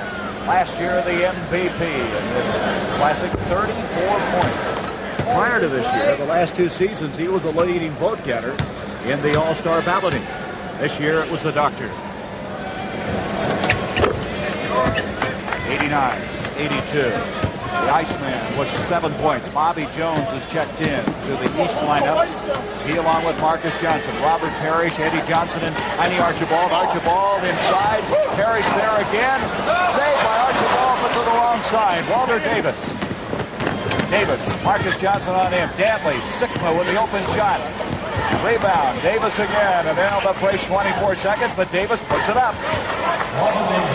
Davis with 6 points for the afternoon. Davis in his first start as an All-Star. Archibald. Bobby Jones. Davis again. He's all over the place. Walter Davis backing in. Beautiful pass to Dantley, but he's got to bring it out with Parrish on him. Sikma off to Gervin and a foul. 24! George Gervin guilty of the foul. Offensive foul. George Gervin was muscling them. This West team a lot quicker than other combinations they've had in there. They're trying to get that fast break game going. Can you imagine Walter Davis is about 6'7", playing a small guard? That's what this game's coming to, isn't it? Big man outside. Marcus Johnson. Parrish doing yeoman work inside, and Kareem picks up a foul. See, Kareem has to be careful with playing in an All-Star game. You're playing with a guy like Parrish, because he's got to keep him with the proper amount of respect. And if he starts getting away with stuff like that around there, that creates problems for you later on. And this is one of the things that the good players sometimes they look ahead and look at these guys that they're going to have to play in tough games. And you don't want them to get into bad habits or bad thoughts that they can do what they want to do. So when he makes a move like that, you say, you're lucky this is an All-Star game. And what you're saying to me is those two could have quite a battle in the playoffs when it comes to that. They had a heck of a battle in our game on that Sunday afternoon. Parrish had a heck of a ball game when the Celtics beat the Lakers. Minute 39 left in this third quarter. Bobby Jones brings it down. Out to Archibald. Hitting the deck was Gervin. That was intended for Richardson. It'll go back to the West. 91-84. 9 turnovers against the East. They're all even in that department. It is an example of players not knowing one another. Archibald anticipated Richardson staying out to the outside, but he went to the basket and he threw the ball away as a result of it. Kareem looking inside. Dantley is fouled from behind by Marcus Johnson. Now we'll watch this play. Now watch Adrian Did. This is where he's so good. He makes the cut coming from out of your picture on the left. He'll come into the screen. There you see he gets the inside position on Marcus. You have to beat the man across the floor when he's coming to the ball. Otherwise, you're going to get a foul or he'll get the pass and make an easy basket. This guy's found a home after playing for 4 teams in 5 years. At home being with the Utah Jazz. Leading the NBA in scoring. And somebody said something about him. They said not only does he score points, but he scores important points. I think we talked about last week, there's guys that come in and play meaningful minutes. Maybe there's some significance between the two. that can make a difference. It's not you're going to get a certain amount of points, but you can get a guy you can count on when the games have ebbs and flow, and when you need to break the other team's flow or to pick up yours, and the guy can get that basket when you need it. Those are important guys. Those are game winners. Richardson is fouled by George Sherman, trying to stay with this man from the University of Montana. That's 3 fouls on George. Richardson to the line. Michael Ray Richardson, his second straight All-Star game. He is third in assists. He leads the NBA in steals. His average is down just a little bit, but he's still averaging over 3 steals a game. The Knicks were struggling on a road trip a few weeks back, and they were talking about the fact that the club needed a floor leader, someone to take charge and really be the leader. And Michael Ray said, "Okay, guys, if that's what you want, I'm going to be your man." He was a guy that was kind of lost in his rookie year, then came back very strong the second year, and this year also. Sigma backing in, Jones on here. Kareem Abdul-Jabbar. Here's Richardson with a rebound. 45 seconds to go in the third quarter. Up to Archibald. Marcus Johnson and Darryl Garrettson spot something. That's Adrian Dadley committing the foul. A little reaching in there. We were talking about earlier, some guys, they don't let you reach in. Rick, you're telling me about when you used to play, and guys like Bill Sharman, different players. Bill, they just don't let you reach and grab and pull it all. They kind of snap away at you. Yeah, and they'd say, keep your hands off, unless you mean it. Unless you mean it. I think they meant it. You just had to look at Bob Lanier. It was big, forcing that Milwaukee Bucks team. Michael Ray Richardson makes it 95-86 in favor of the East. As we wind down the end of this third quarter play. Kareem with Parrish on him, and Bobby Jones took it away from him. Up to Richardson, to Parrish. Oh, I really like the way Robert Parrish is playing. 10 seconds! 16 points for the 7-footer from Centenary. Gerben. Take that, big guy. That was impressive. In your face. And that is the end of our third quarter, and what a way to finish the third quarter. 9 points. Fans, for more vintage NBA content, don't forget to subscribe to our channel. NBA at its best. Thank you.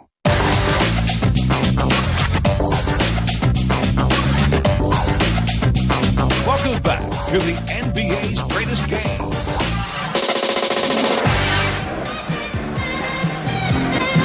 Hey, the 31st All-Star Game. And the Commissioner, what are you doing with that check there? Well, I have a check to present to Bob Hope on behalf of the USO. The NBA is contributing to the USO today $50,000. And it's in the interest of the Bob Hope USO Center in Washington. That's great. That's the simply USO great. is great, and I hope all the fans of America will help the USO in the future. There you go, Mr. Hope. That's pretty nice. And that was great of you last night, entertaining everybody at the banquet. Well, they were a great audience. And it's a thrill just to see this. I've never seen a game this fast and beautiful. And, Commissioner, I just want to tell you, this is awful good. And this is going to help build a home away from home for all our service guys in Washington. Wonderful. Yes, sir. All right. We want to bring in Van Gordon Sauter, the president of CBS Sports. Van, I understand you went to school here and you did a little refereeing. A little bit of college freshman refereeing. Not terribly distinguished, I may add. So you must be pretty proud of this game. Everything seems to be going just great. Exciting game. We probably should go right back to it. It's a good contest. We're going to bring this guy in again? Well, I think we should. He might do very well down there as a referee, you know. All right. Bob, you got a vote. You got an MVP you like in this game? I'll suit up if you need me. But I want to know if you're going to vote for an MVP. I've got legs like that. Who do you like for most valuable player? Well, I'll tell you, they're just fabulous out there. I couldn't pick a player out there. I'm just bewildered by the fast play here. It's sensational. All right, let's go back to the action. Gary? All right, Hot Rod, I tell you, that Bob Hope is a funny man. What did he get in the banquet last night? 99-88. That last basket scored by Bobby Jones, he has 9. Yeah, he was good, Gary. We'll answer that question. I was going to say thanks a lot. You guys leave me on a limb out there. You didn't like him, tell Gary. You guys are all right. He's had a lot of experience, though. You know, that guy is 77 years old, and he looked great. We should all be so lucky when we're 77. Sure. Do basketball players live till they're 77? I hope this one does. The game isn't old enough to know yet. Bob Stinner, our producer, I'm going to use this line, said, what would they know about humor? They wouldn't be able to evaluate it anyway. Well, you guys are really shutting down on me right now. 101-88, Richardson with 7 points. Well, the West team's going to have to start. Gary, who you with? They have to establish themselves real quick here. They're going to lose control of this ball game. Paul Westfall, who had a run and hit very effectively early in the third quarter. Dennis Johnson, 13 points in that first half, and he is fouled. So Johnson is in, Westfall is in, Wilkes, Truck Robinson, and Moses Malone for the West. Let's see, the East comes back with the same 5 that left before that timeout. As Johnson to the line. He really gave this team a shot in the arm, you know it? Came in and hit 5. Some long jump shots, too. And he's known mostly for getting a lot of stuff around the basket and free throws. Russ, you were telling me about how you found this guy. You were coaching at Seattle at the time. Yeah, he had, when he first got out of high school, he didn't go straight to college. He worked for a year. And so we figured that he was eligible for the draft 4 years after his high school class graduated, not 4 years after he started college. And so we knew that, and so on that basis we drafted him. You had a guy who had a line on him. A lot of people didn't. That pass saved by Wilkes. That was who, Bob Hopkins? Yes. You know, this guy watched more basketball games than any person alive, Bob Hopkins does. He's such a great scout. That's why he's such a great scout. He just loved to watch the game. Well, if you wonder what all the crowd is reacting to, it's this guy, number 30, Mike Mitchell of the Cavaliers. Crowd loving every time he comes into the ball game. That last foul against Malone is third, and another foul inside. It's going to be Parrish picking it up. That'll be his second, and Malone will go to the line. Bill, you talk so often about studying where rebounds go. They tell me this guy does the same thing. He really studies backboard and what people will have happen to the shots that are missed.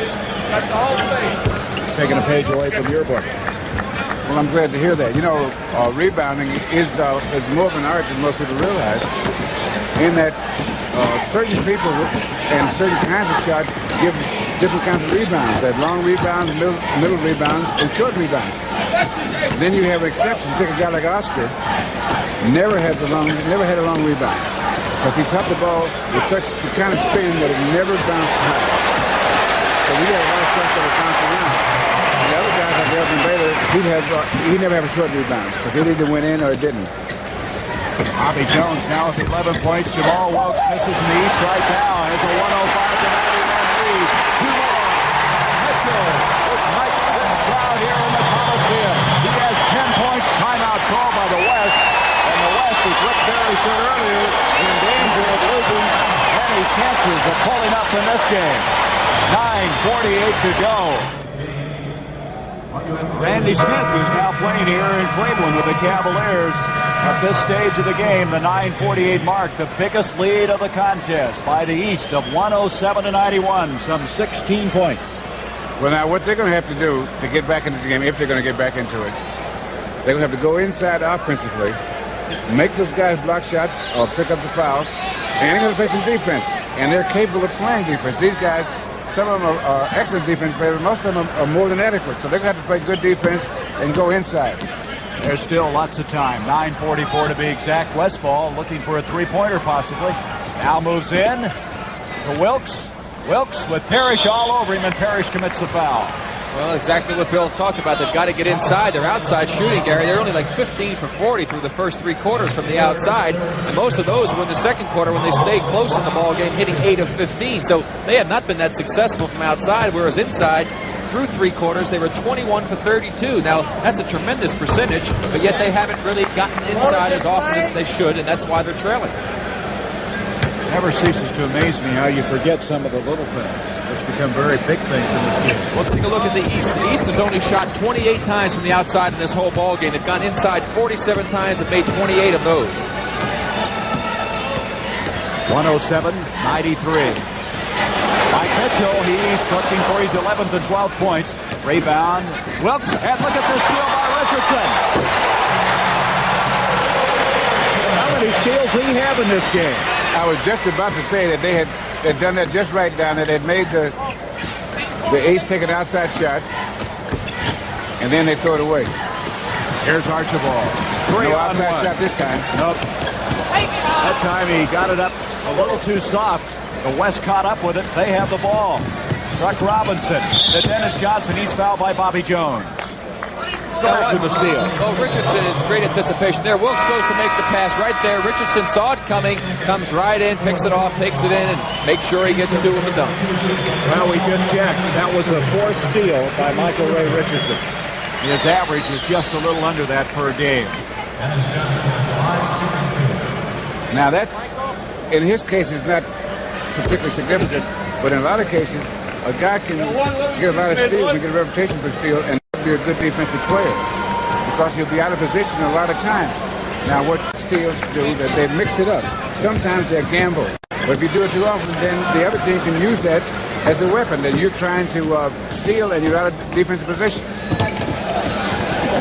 Archibald, see the pressure put on by the West. Richardson, rebound Wilkes. He seemingly always has good position on the defensive board.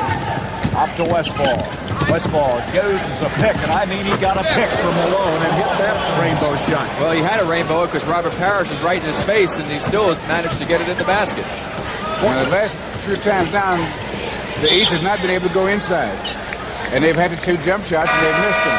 Now, except for that steal, Richardson, they would have picked up 6 straight points instead of, or maybe 8, instead of 4 out of 6. Gilmore comes in. He's playing with 4 personal fouls. He checks in. Parrish will get a breather at the 8:17 mark of this game. Archibald. Johnson out, trying to reach in on him. A tiny wheels in. He's got it. And a foul also. And he hits the deck pretty hard. Here's the move. Richardson into Tiny. Tiny into Gilmore. Now back to Tiny. There you see a little bit of a switch back out. Nobody picked him up. He went down the middle. They didn't close it off. He laid it in and got fouled. Foul on Truck. That's his 4th. Chance for a 3-point play for Archibald, who has 7 points. You know, he gets away with an awful lot in the middle. He goes down there and disappears. Comes out of there with 2 points. This time 3. 111-97. Steal attempt that time by none other than Richardson. Change shot by Malone. Moses Malone with 8 points. 111-99. Inside 8 minutes to go. Here's Mitchell. Mitchell into Artis Gilmore. Malone staying tough on him. Irving, look at that. He has more shots than it's imaginable. His imagination getting away from it. That was a bit creative. Pass inside, and now he got that in there. Beautiful assist by Archibald. 16 points for this man. What a class man he is. The Dr. Julius Irving, one of the leaders in this All-Star game in the NBA for that matter. Westfall, tough shot, and he got it. Westfall, a little creativity on that one. 16 points for Westfall. Westfall was 16, 19 for Johnson, 15 for Wilkes, the leading scorers for the West. 16 for Parrish, 14 for Johnson, Eddie Johnson, 11 each for Jones and Richardson. Let's go back to that shot by the Doctor. There's Tiny with the ball. Julius has inside position. He gets it to him, makes the fake, makes a move, does almost a 360 as he reverses and dunks it with the right hand. Back to the live action with 6:48. Mike Mitchell. Truck tries to tip it back out. Mitchell has it with a steal by Dennis Johnson. Johnson to Malone. To Westfall, and he wheels in. The basket will count, and he's been fouled. That's getting there in a hurry. And they're back in this ball game because they, since we said that they're going to have to go inside, they've only taken inside shots. And here goes Westfall. He got that step and a half. He had been committed. There's the foul. There's a good pass by Moses Malone, and you don't expect that from the big man. He had gotten the ball out on the floor, and that's not where you want the center to have it, but he made a good pass to Westfall cutting down the left side. Westfall with 18, a chance to score a 3-pointer. It's 113-103, and you get within 10 points. That's the range you got to have as you approach this time of the game. I guess he's getting completely healthy now. You know, he was out, missed all his games because of stress fracture, but he's seems to be feeling all right today. Boy, he does. It's been a tough battle back for him. It's been a long year in Seattle for a lot of those players. That one's thrown away, and all of a sudden now Billy Cunningham is concerned. His East team finds themselves now with the lead of 113 to 104 with 6:25. It looked like with an earlier lead of 16 points, they might run away and hide. But that's not going to happen now as the West climbs right back into this 31st annual affair. A 9-point lead for the East. They call timeout. They're a little concerned at this juncture of the game. And Kareem's going to cut it by 2 more. There's Otis Birdsong. We mentioned he has a touch of the flu. He went in, took the jersey and uniform off. He's back out in civilian clothes. Otis told me to tell you that it's more than a touch. More than a touch. It's enough to get him out of the game anyway. That's 7 straight points by that West team to get back in it. Interesting enough, Rick, earlier was the other way around. East had 9 unanswered points early in the ball game, and now tables are reversed a little bit. Sigma picking up the foul. That's his fourth. And Mike Mitchell will go to the line. Well, up until the point when we said they had to get inside, Bill, the West team had not scored an inside basket from 12 feet on in. That they've gotten inside there. Their last 4 baskets have come from the inside. You know, the remarkable thing about this guy, he was a college teammate of Eddie Johnson's at Auburn. What a college team they had at that Southeast Conference. 12 points for Mitchell. He has done well before his hometown fans. Walter Davis bringing it down, 115 to 106. 5:45 left. Sigma taking Mitchell in. There's that shot. He is fouled. Boy, he gets that shot up high, doesn't he? Well, what Jack does, he gets the elbow right out in your face, and unless you're an exceptionally tall man, you really don't have a chance to block it, and then he gives you little pumps, and if he gets you leaning the wrong way, going up or down, he'll shoot it right in your face. Second foul on Mitchell, the penalty in effect. And he uses his body real well to bump you. See, he bumps you, comes out. The thing he's doing is to throw your rhythm off, so that you can't go up at the same time he goes up. And so he's doing about 3 things to make sure he gets his shot up. And again, like so many other big men, he can put it on the floor and go to the basket if you overcommit. Very intelligent basketball player, averaging just under 20 points a game this year. 3rd in rebounding, leading the NBA in defensive rebounds. He has 6 points now, and it's 115 to 108. The West very much alive in this game. Johnson out to his former college teammate Mitchell. Out it comes to Davis. Davis almost traveled with it. Remarkably was able to avoid that. Richardson after him to George Gervin. Important trip down the floor for the West. Gervin can't get it to go. Artis Gilmore brings it away. Off to Richardson. Richardson with 4 steals. He's been one of the outstanding performers this afternoon. Now to slow it down a little. 13 seconds on the shot clock. 5 minutes left in the game. Wide open. Gilmore tries to follow, and it is hectic in there. That was just bad defense on the part of the West team that time. Allow Eddie Johnson to go from all the way outside to the basket. People lost sight of where the ball was, and as a result, nobody was in position to help. East will play it in. Richardson brings it into the doctor. Julius can't get it. Look at Kareem kind of push up that time on Gilmore. Well, Gilmore's kind of holding just a little bit. Walter Davis, nice shot. Very difficult shot.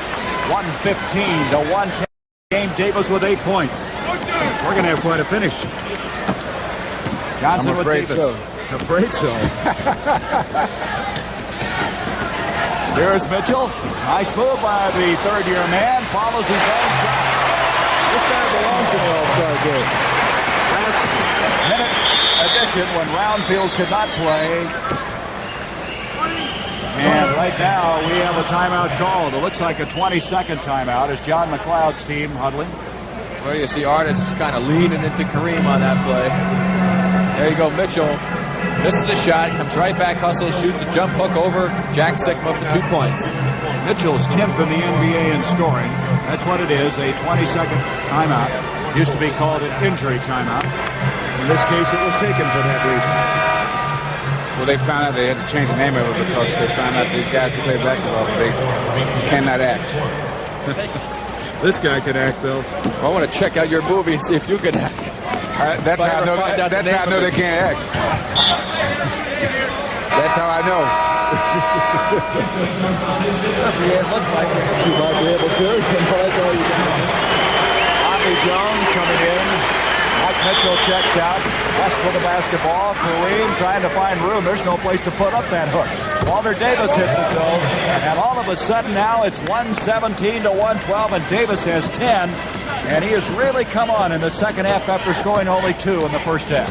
Richardson with Gervin on him. He shovels it to the wrong side to Davis. Davis on the foot race comes away with it.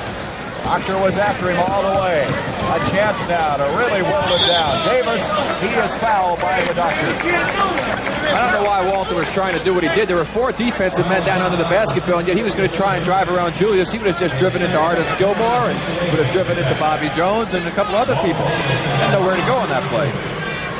Well, maybe he figures once he gets inside, either he can draw a foul or pass one of the other guys filling in the space when the guys converge on him. Well, he did get the foul, so he got a break there. Julius wasn't real happy with it. He thought that he didn't do anything. Walter had just slipped.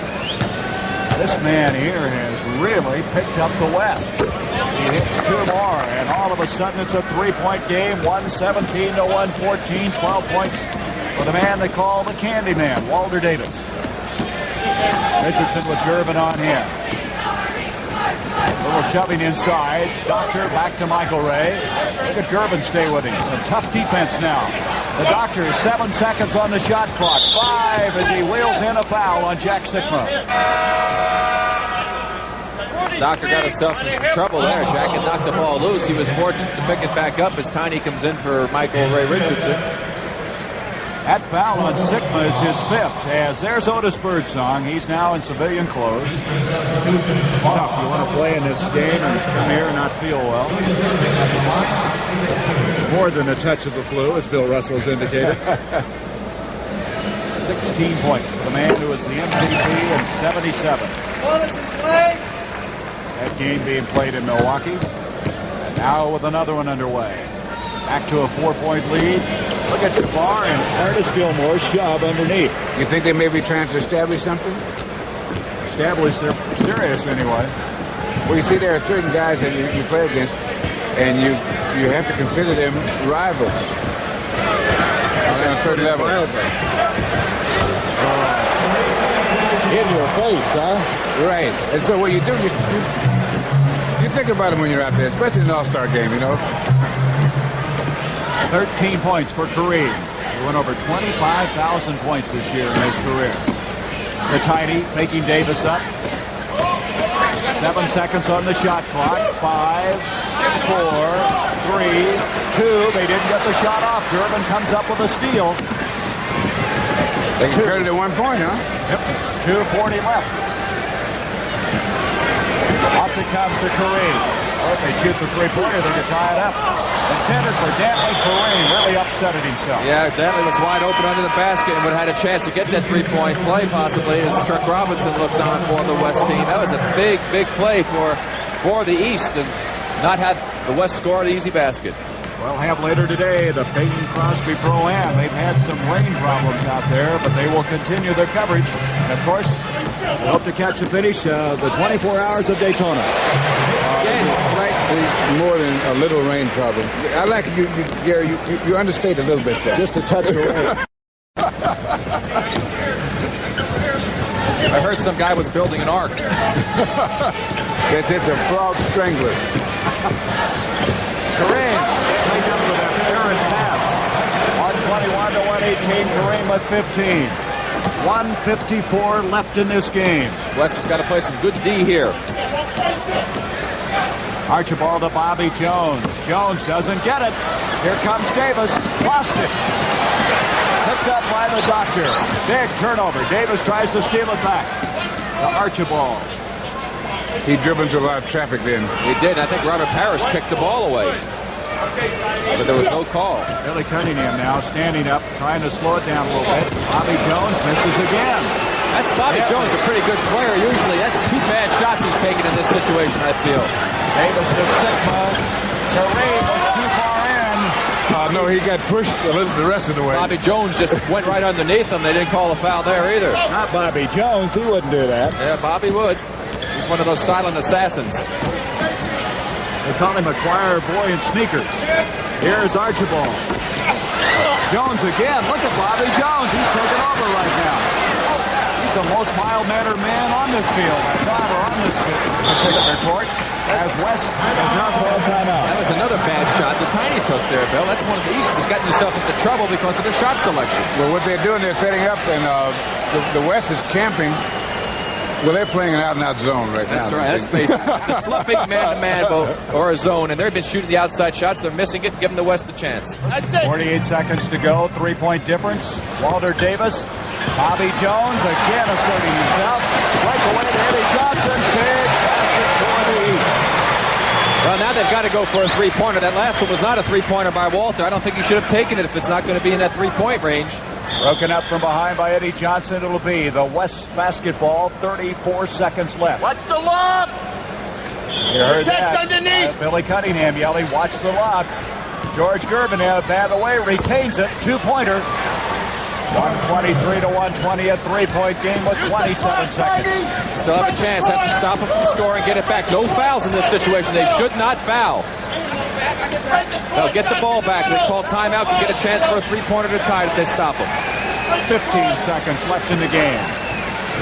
7 seconds on the shot clock. Three different between game and shot clock. Parrish out of bounds. It's a West ball with 4 seconds. Now they can set up a three-point play and tie this and send it into overtime. Well, with another timeout called, the West mapping last-second strategy. You see the vital statistics on your screen. Bill, you're just saying East made a lot of changes defensively just for this particular play. Well, what they put in was a lot of quick guys because they don't have to worry about height now. So you get Marcus Johnson, Julius Irving, Reggie Theus, Bobby Jones, and Michael Richardson. This is for lateral movement defensively. They're trying to defend against the three-point shot. And so your height is not a factor. What they want to do is get the ball.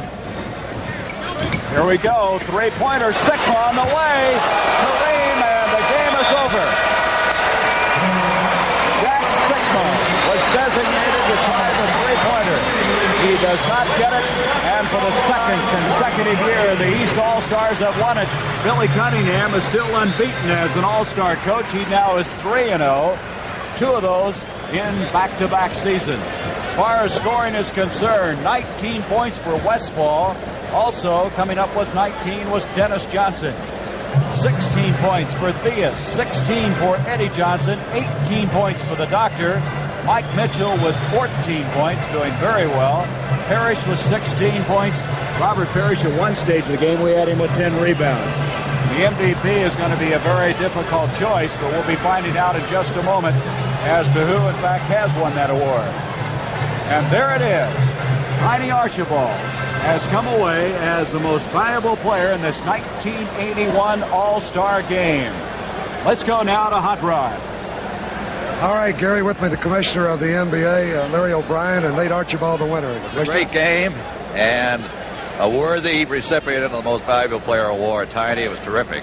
You were the first among your peers this afternoon, and here is this award, and I'm happy to present it to you. Thank you, Commissioner. How about there at the end, Tiny? Were you a little nervous? Well, I wasn't nervous. I felt that I could penetrate on them, but what they was trying to do was force us into turnovers. I tried to get the ball to the people, penetrate as much as I could, and then dish off. I felt that our running game was there, and they had big people. I thought they was going to post me a little more, but we got a couple of fast breaks, and that's the reason why we won the basketball game. Question? It was a fine game, and I thought it came right down the wire, and I think Tiny summed up just how it worked for the East. Just another great game, and thanks to both of you. Congratulations, Tiny. Thank you.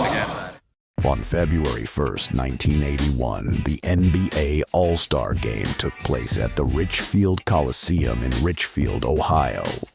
A quiet location for what would turn out to be a dramatically competitive and low-scoring affair by All-Star standards. The game was anything but typical. Rather than the expected flashy scoring showcase, the 1981 All-Star Game became a chess match, emphasizing defense, structure, and strategic play. In many ways, it was a reflection of the NBA's evolving personality, caught between the rugged, grounded style of the 1970s and the glitz that would define the coming years. The Eastern Conference roster featured dominant figures like Larry Bird, Julius Erving, Robert Parrish, and Nate Archibald. On the other side, the Western Conference had heavyweights such as Kareem Abdul-Jabbar, George Gervin, Dennis Johnson, and Adrian Dantley. These names weren't just players, they were emerging legends, many of them in the prime of their careers. But despite the star power, the final score shocked many. East 123, West 120. It was a tightly contested game, but also the lowest scoring all-star game since the shot clock era began. The MVP title went to Nate "Tiny" Archibald, who scored 9 points and dished out 9 assists, leading the Eastern offense with precision. While those numbers don't jump off the stat sheet, Archibald's impact on the game was about more than stats. He orchestrated plays, controlled the tempo, and made smart decisions in clutch moments. His leadership on the court, especially in the fourth quarter, made the difference in a game that refused to be the usual dunk and showboat affair. What made this all-star game unique was its gritty competitiveness. Players weren't just coasting, they were playing real defense, contesting shots, and showing hustle from tip-off to final buzzer. It was a reminder that while all-star games are typically seen as entertainment, these athletes still had pride and professional intensity. Coaches like Billy Cunningham, East, and John McLeod, West, weren't just rotating players. They were actively managing lineups for matchups and strategy. Off the court, the NBA was still in the process of rebuilding its image. The league in the early 80s was just starting to recover from the low ratings and lack of national exposure that plagued it in the late 70s. However, change was coming fast. Magic Johnson and Larry Bird, both in only their second season, were transforming how fans viewed the game. Bird's presence in the 1981 All-Star Game, in particular, gave the event a fresh energy. He brought intensity, shooting, and a competitiveness that fans instantly gravitated toward. It's also worth noting that this was the first All-Star Game televised live in prime time on CBS since the mid-1970s. The league knew it had something special brewing, and putting the game back into the spotlight was a clear sign of growing confidence. While the low final score may have surprised casual viewers, basketball purists appreciated the night for what it truly was. A classic battle among the league's finest, where talent met effort on every possession. In retrospect, the 1981 All-Star Game stands out not because of highlight reels or buzzer beaters, but because it represented a rare moment of all-star seriousness.